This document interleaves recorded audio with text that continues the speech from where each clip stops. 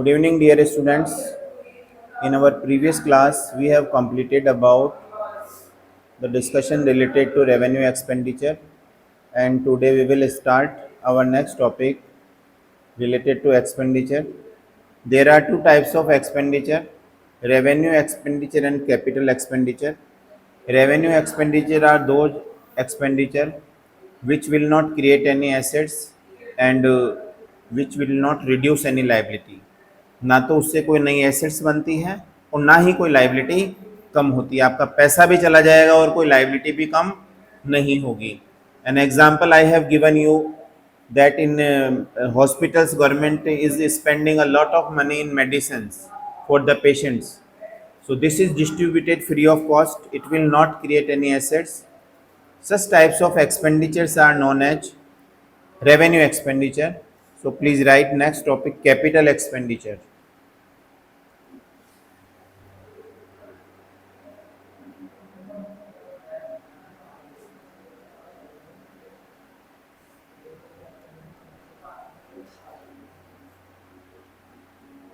Capital expenditures are not in recurring nature, because revenue expenditure are the expenditure every day we can face, but capital expenditures are different from revenue expenditures.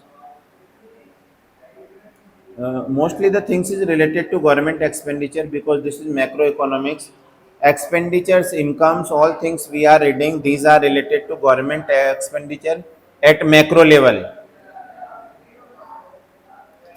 These expenditure will show two characteristics.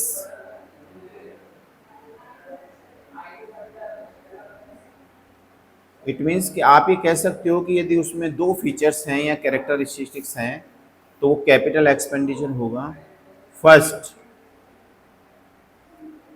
It creates for create assets for the government.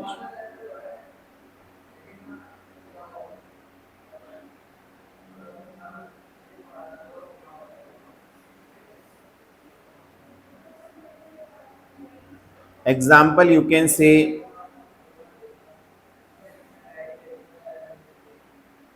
expenditure for government buildings.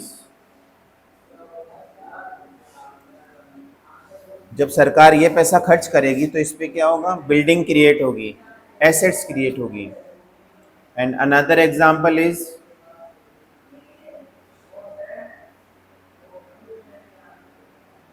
purchasing of shares.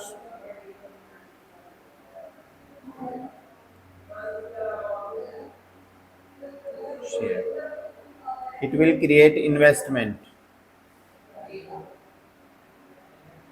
So these two transactions are creating assets.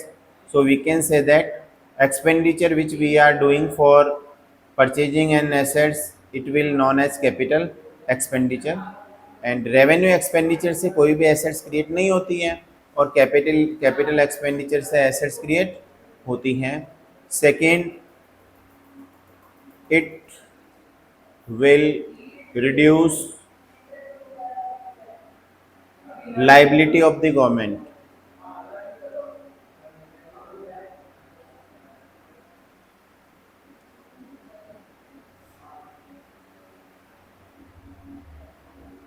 Example is repayment of loan. जैसे loan ले लिया पर अब उसका हमें क्या करना है, रीपेमेंट करना है। उसको आप वापस पे करोगे तो उससे लाइबिलिटी क्या होगी, कम होगी। जितना लोन हम पे कर देंगे उतना लोन क्या हो जाएगा, कम हो जाएगा। तो ये क्या होगा, ये कैपिटल एक्सपेंडिचर होगा, ये रेवेन्यू एक्सपेंडिचर नहीं होगा। Next,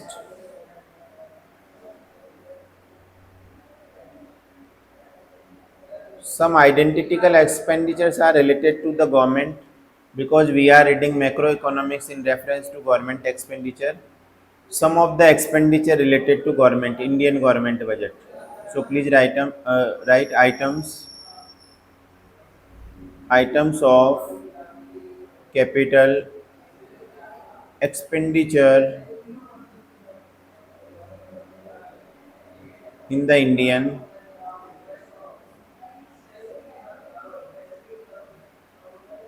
government budget.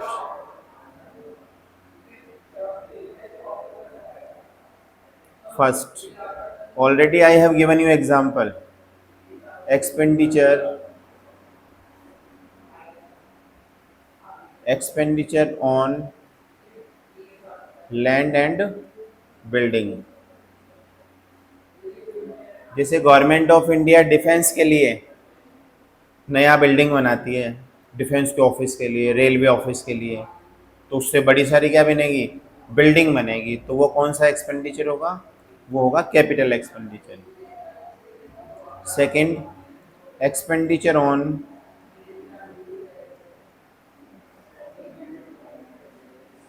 Machinery and equipment, C purchase of share,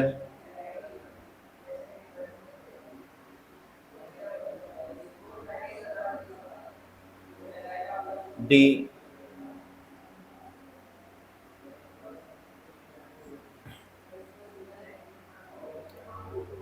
loan by central government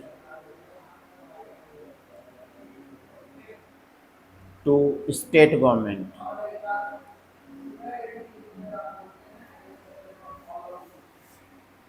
जिससे सेंट्रल गवर्नमेंट लोन देगी तो कन्फर्म है कि लोन को वापस लेगी भी।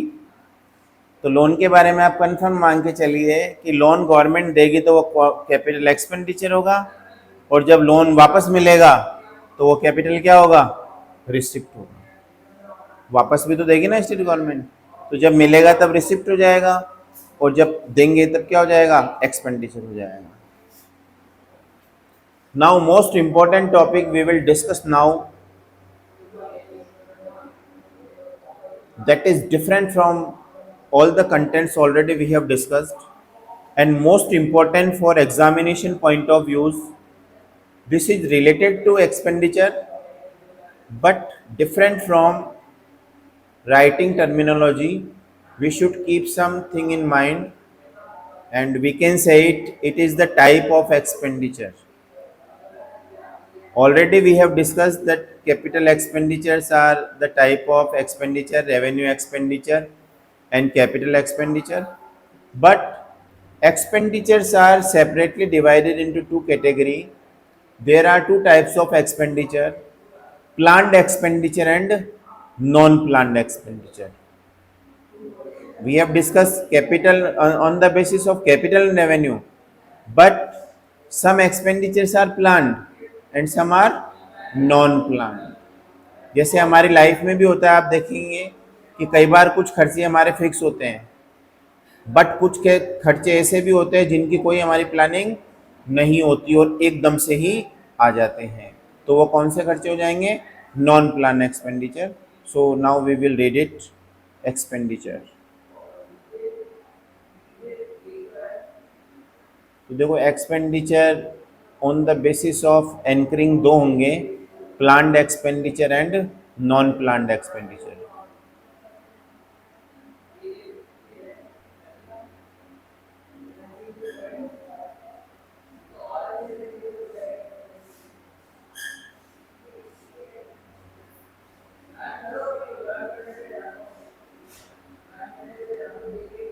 Please write definition of planned expenditure.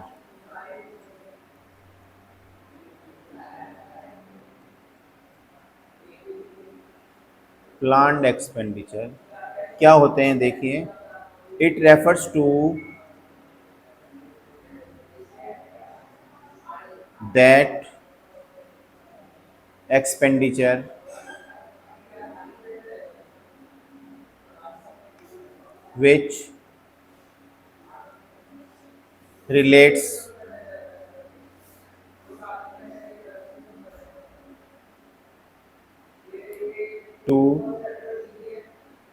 which relates to first specified specified plans and programs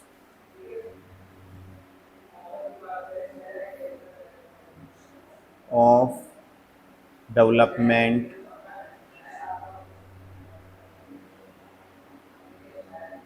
second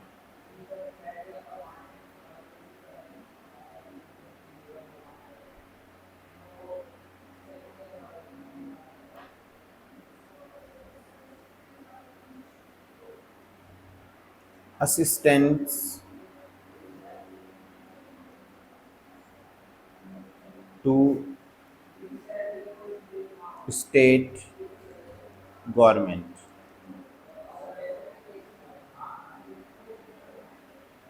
These are two types of expenditure. These are planned expenditure. Specified planned and program of development. For example, we know that one program is going on continuously. MG Narega, Mahatma Gandhi Narega scheme, launched in 2006. Every year, Government of India is allocating a certain amount of budget for it. So can you tell me this is planned expenditure or non-planned? Planned. पहले से plan है. Sometimes if state governments are facing problem, then the help may be given. तो ये भी planning में होता है, ये नॉन प्लान नहीं होता, क्योंकि स्टेट गवर्नमेंट की हेल्प कौन करेगी? सेंट्रल गवर्नमेंट ही करेगी. तो ये एक्सपेंडिचर जिसका पहले से क्या हो, प्लान हो, चाहे वो स्टेट गवर्नमेंट को देना हो, चाहे स्पेंड करना हो, तो वो कौन सा एक्सपेंडिचर होगा? प्लान्ड एक्सपेंडिचर होगा.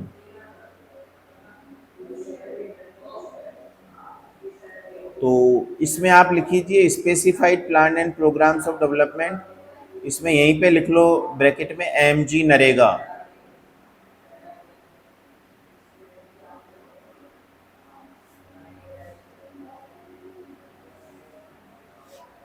और ये अपने आप में क्लियर है, असिस्टेंट टू स्टेट गवर्नमेंट. आप इसको इजी भी कर सकते हैं, help to government of Rajasthan. जैसे भारत सरकार राजस्थान सरकार की मदद करेगी तो वो कौन सा एक्सपेंडिचर होगा? प्लान्ड एक्सपेंडिचर होगा.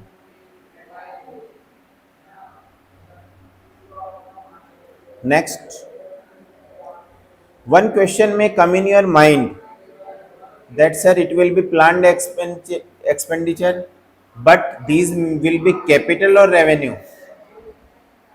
तो क्या प्लान्ड एक्सपेंडिचर कौन से होते हैं? तो बच्चों प्लान्ड एक्सपेंडिचर भी दोनों ही हो सकते हैं. कौन से? कैपिटल प्लान्ड एक्सपेंडिचर और ये हो जाएगा रेवेन्यू प्लान्ड एक्सपेंडिचर. भाई जब एक्सपेंसेस है तो दो तरीके के हो सकता है. When we are defining that this is expenditure, already we have discussed that expenditures are two type. So this is capital planned expenditure और रेवेन्यू प्लान्ड एक्सपेंडिचर. अब कैपिटल प्लान्ड एक्सपेंडिचर में क्या आ जाएगा? इसमें आप लिख लो कंस्ट्रक्शन ऑफ रोड्स, हॉस्पिटल्स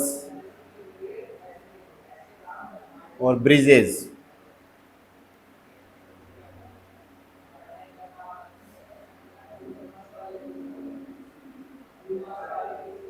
और इसमें आएगा हेल्प टू स्टेट.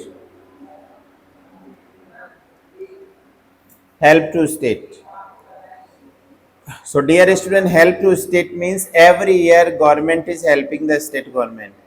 हर साल हमारी गवर्नमेंट, भारत सरकार है, वो राजस्थान सरकार या कोई भी स्टेट गवर्नमेंट है, every year union government is helping to all the states whenever they are facing problem. For example, at this time you can say see that heavy rain is going on in all the states. पूरे India में सब जगह हर state में क्या चल रहा है? बहुत तेज बारिश चल रही है. तो बताइए उनकी मदद नहीं करेगी क्या गवर्नमेंट? तो वो कौन सी हेल्प हो गई? हेल्प टू स्टेट, तो क्या वो एक बार कर दी फिर खत्म, कि आज हेल्प कर दो फिर अगले साल कभी नहीं करनी पड़ेगी? No, such types of help is planned every year. तो क्या इसके लिए सरकार बजट रखती है या नहीं रखती है? पहले से रखेगी नहीं रखेगी? यस, बारिश हो सकती है और हमेशा करना चाहिए। जैसे मैं कहूंगी नहीं सर बारिश का तो क्या है, हो भी सकती है और नहीं भी। No, this is planned expenditure, we should ready. For example expenditure related to NDMA, national disaster management authority. We know that disaster में अपन एवरी टाइम, मेनी टाइम, कभी भी हो सकती है, कहीं भी हो सकती है। तो इनके लिए सरकार पहले से हर साल क्या करती है, रिजर्व भी बनाकर रखती है, फंड भी बनाकर रखती है। तो आप समझ गए होंगे प्लान्ड एक्सपेंडिचर दोनों ही हो सकते हैं, कैपिटल भी और रेवेन्यू भी। कैपिटल में आ गया कौन सा, हॉस्पिटल, हॉस्पिटल बना दिया वो कई सालों तक चलता रहेगा। I think it is clear. In next slide we will understand non-plan expenditure. Our next topic is non-plan expenditure.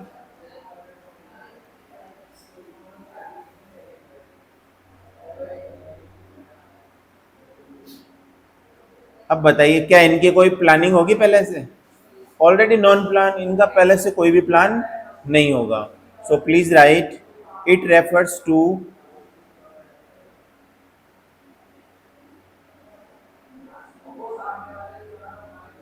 it refers to expenditure on routine functioning of the government,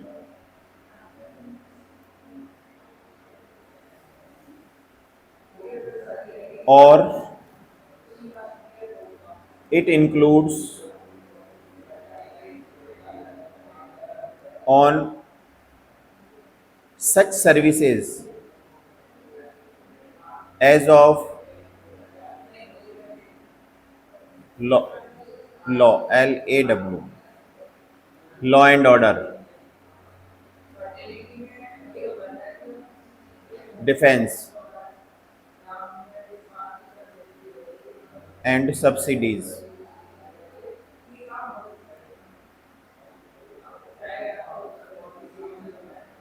Yes,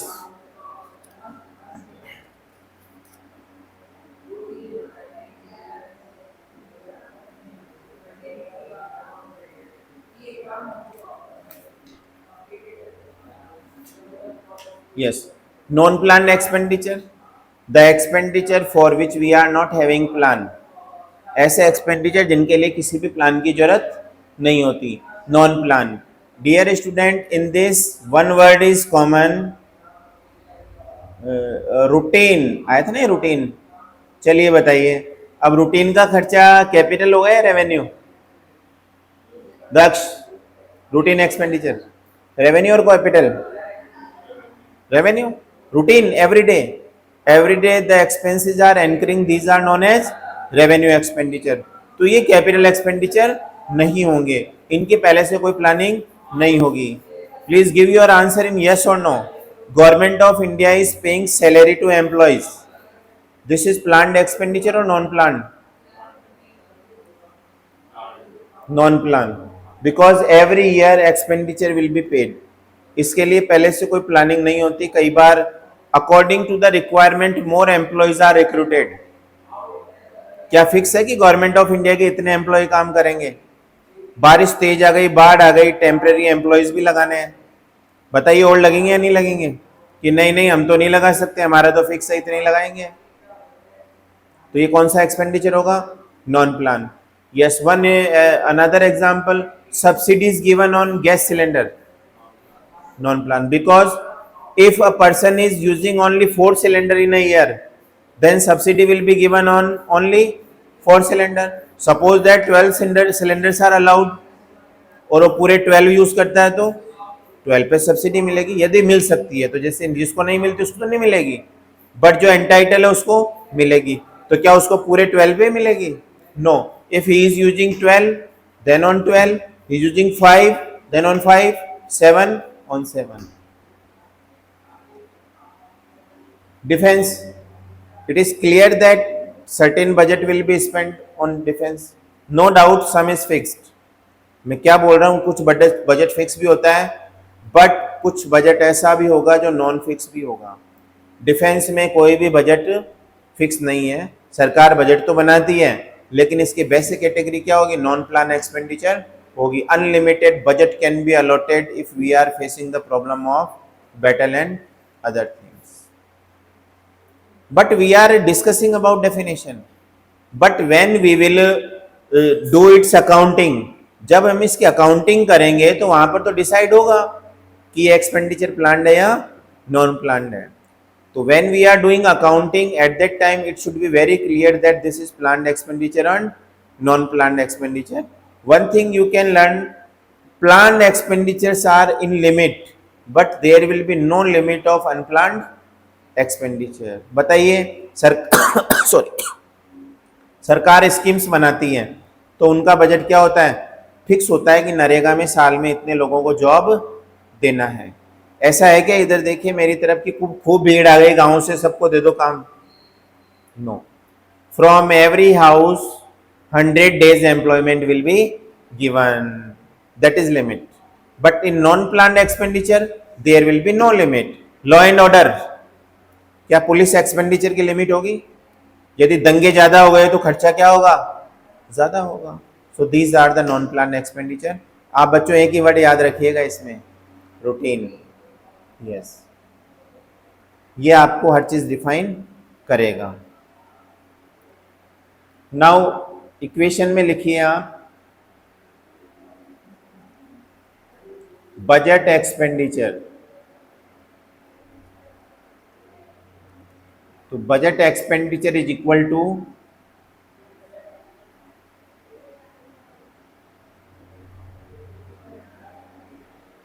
revenue expenditure plus capital expenditure.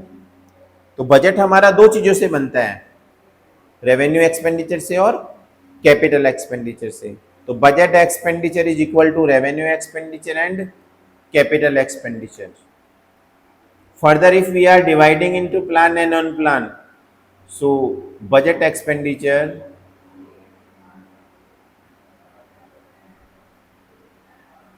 is equal to planned expenditure plus non planned expenditure. Planned expenditure and non planned expenditure. For some expenditure we will have plan, and for some expenditure there will be no planning. Planning expenditure may be revenue and capital both, but mostly non planned expenditure are revenue, because definition is telling us this is related to routine expenditure. तो non planned expenditure वो सारे क्या होंगे? Revenue होंगे या capital? वो सब revenue होंगे. बट प्लान्ड एक्सपेंडिचर है वो सब में भी रेवेन्यू और सब में भी कैपिटल. तो ये दोनों इक्वेशंस हैं. आपको यदि रेवेन्यू और कैपिटल को एक्सप्लेन करना हो तो ये हो जाएगा, और प्लान और नॉन प्लान हो तो plan expenditure plus non plan expenditure is equal to budget expenditure. Sorry.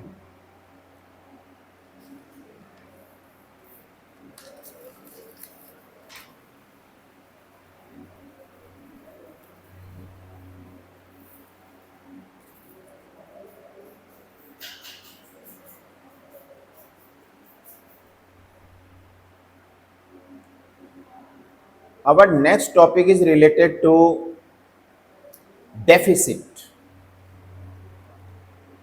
Now we are discussing about expenditure and income, that is receipt. But one important word is related to the government planning and economic machinery. Deficit. Dear student, deficit क्या होता है? Deficit एक तरह से क्या है? Loss है, scarcity है, कमी, पैसे की कमी होना. तो डेफिसिट एक्चुअल में होता है क्या है?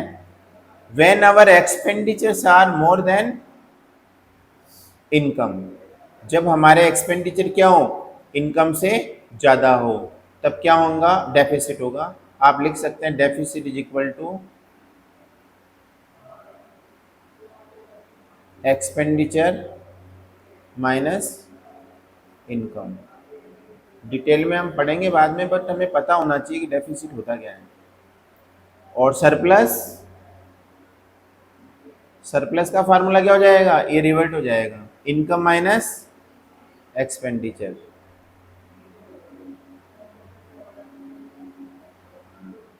तो आप इसकी डेफिनेशन भी लिख सकते हैं। What do you mean by deficit?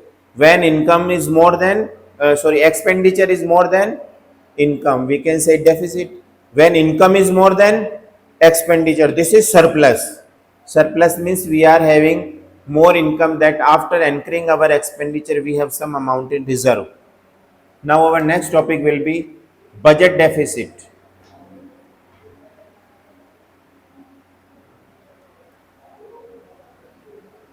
Budget deficit.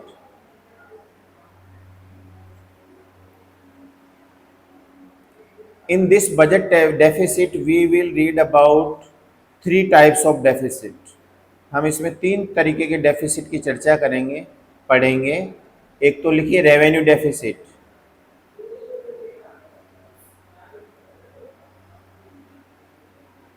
एक लिखिए fiscal deficit,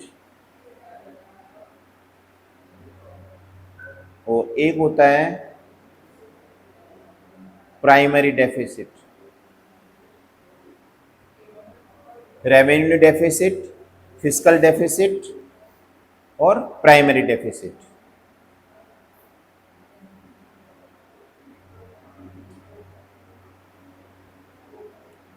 There are different definitions are given, but simply we will understand what is budget deficit.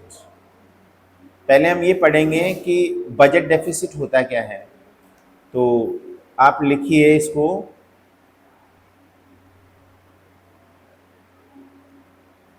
Budget deficit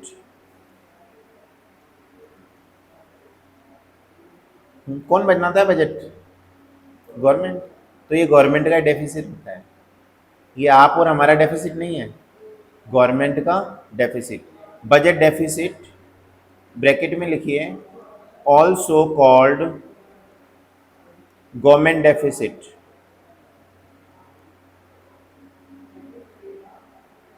bracket close, refers to a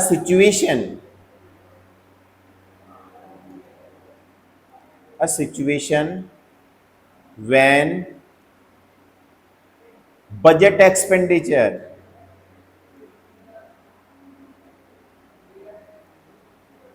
my dear student, the word is to be noted, budget expenditure, this is real expenditure or planned expenditure?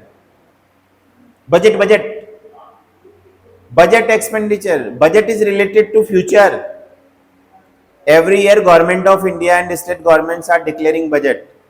तो budget expenditure का मतलब क्या होता है? भविष्य में किए जाने वाले खर्चे। फेब में गवर्नमेंट बजट डिक्लेयर करती है तो वो पिछले साल के लिए होता है या आने वाले साल के लिए? We will make plan that in next year how we will do spend. सरकार देखिए पहले स्कीम बना लेती है कि इस साल हम इतनी रोड बनाएंगे, इतने ब्रिज बनाएंगे। तो बताइए ये एक्चुअल एक्सपेंडिचर है या प्लान्ड एक्सपेंडिचर है? प्लानिंग होती है इसके लिए पहले। दिस इज एक्चुअल एक्सपेंडिचर और expected expenditure? Expected. So this point is important. Budget expenditure, budget का मतलब होता है expected of the government, budget expenditure of the government are, अभी मैं आपको पहले ही बता चुका हूं, ये are greater than budget receipt.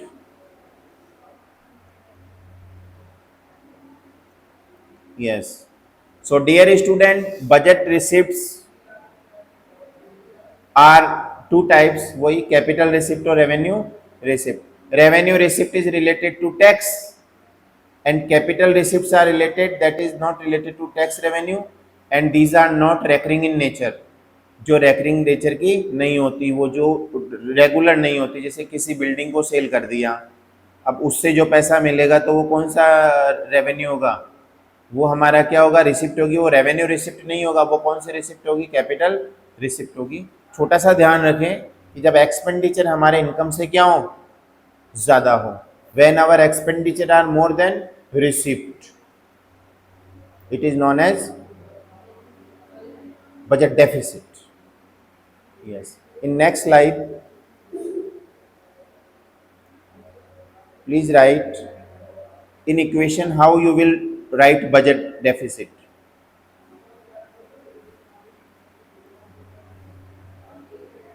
How you will write budget deficit.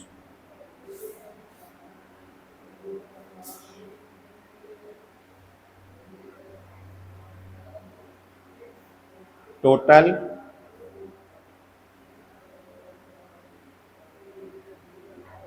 expenditure minus total receipts. Total expenditure minus total receipts. तो अब देखो ये आगे क्या हो जाएगा, टोटल एक्सपेंडिचर में क्या आ जाएगा, revenue expenditure plus capital expenditure.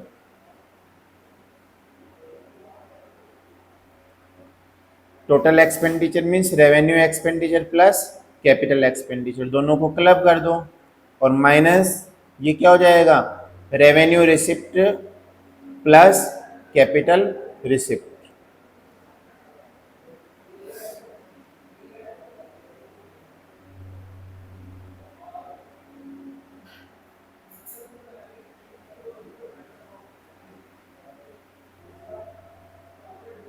Yes, this is very simple definition of budget, expenditure minus income. सबसे पहले मैंने आपको ये लिखाया था कि स्टार्टिंग कैसे होगी, डेफिसिट कब होगा, जब हमारे एक्सपेंडिचर क्या होंगे, इनकम से ज़्यादा होंगे।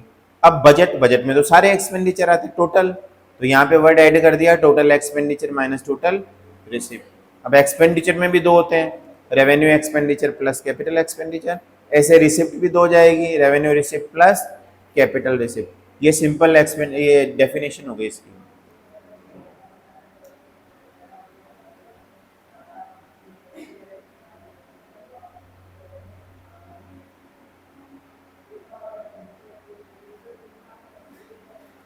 types of types and measurement.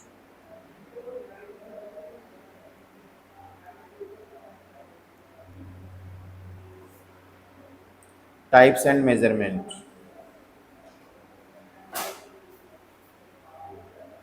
Type अभी रीड किए थे, कौन कौन से टाइप होते हैं डेफिसिट के, revenue deficit, fiscal deficit, primary deficit.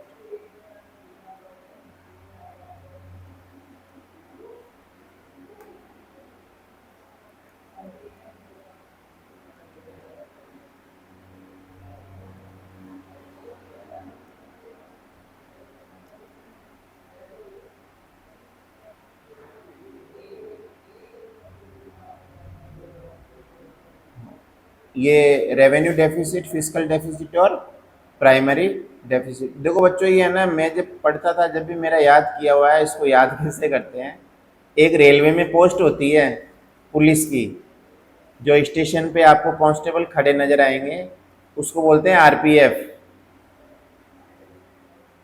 RPF के कांस्टेबल होते हैं रेलवे प्रोटेक्शन फोर्स। तो आप इससे याद रख लेना, आप भूलोगे नहीं डेफिसिट कितने टाइप का होता है। आर का मतलब रेवेन्यू, पी का मतलब प्राइमरी और एफ का मतलब फिस्कल। ये याद रखने का तरीका है। आरपीएफ रेलवे प्रोटेक्शन फोर्स होती है।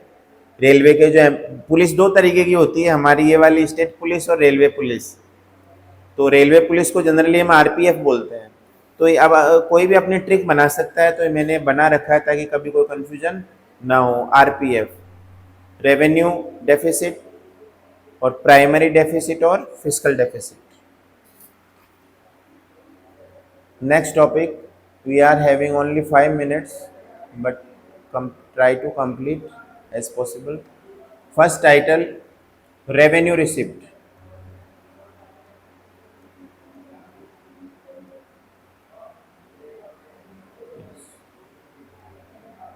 सॉरी, रिसिप्ट नहीं है, डेफिसिट। ये फ्लो में लिख दिया इसको, deficit, revenue deficit.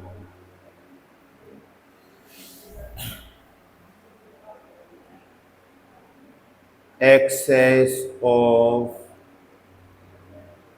revenue expenditure over revenue receipt. Excess of revenue expenditure over revenue receipt. This is definition.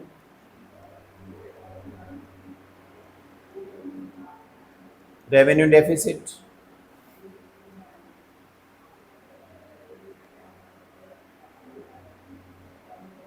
revenue expenditure minus revenue receipt.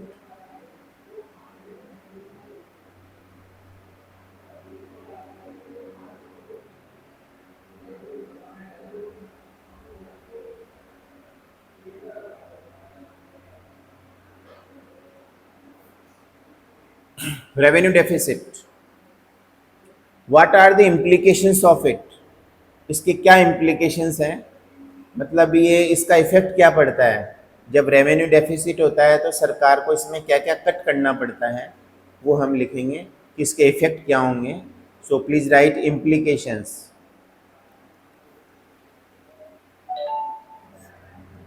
First,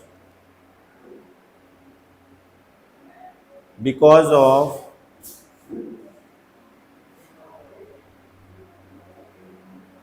revenue deficit,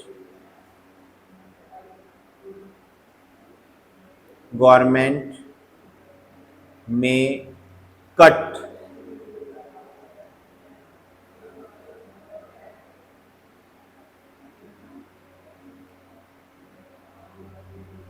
its expenditure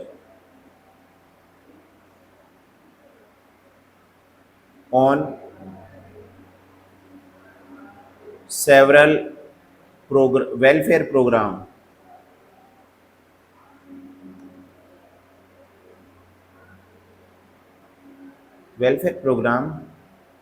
in the country. Yes. Dear student, when revenue deficit is increasing, it means government is having less income. तो बताइए क्या government employees की salary बंद कर देगी? उनकी salary बंद नहीं हो सकती, because some constitutional provisions are there. चाहे कहीं से भी हो, उनको तो सैलरी देनी ही पड़ेगी. तो क्या बंद होगा? कट कहाँ पे होगा? वेलफेयर स्कीम में कट होगा. If sports activities are there, more activity will reduce. New pension PP orders will not be issued. जो एग्जिस्टिंग पेंशन दे रहे हैं वो तो बंद नहीं होगी, बट न्यू जो इंक्लूड करने हैं उनको गवर्नमेंट क्या कर देगी? रोक देगी.